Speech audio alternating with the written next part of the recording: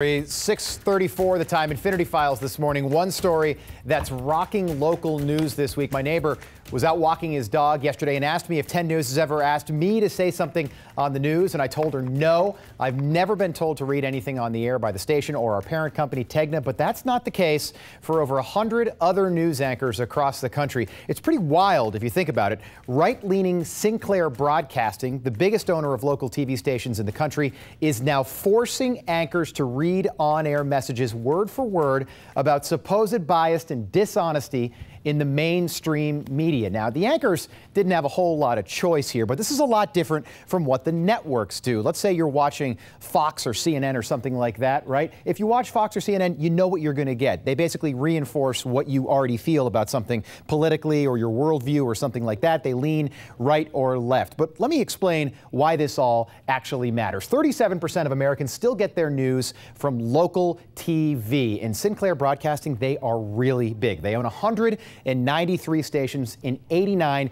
different markets throughout the country. Now, let me just explain to you what a media market is and how they work. So Tampa Bay, the Bay Area, the 13th largest media market in all of the country. It's a big market. It's all based on population. Of course, a lot of people live here. But after a November law, there's no limit now on how many stations a company can own. This is what Sinclair currently covers across the country. You can see a lot of households right there. And they are trying to buy 42 stations from Tribune Media right now, and if that happens, they would reach 75% of all the people living in America. So back to those anchors reading the message for a moment. It's a tough spot to be in. You don't have to read the message. You can take a stand. You can quit. But look, if your boss tells you to do something, it doesn't matter what you do. You got to do it.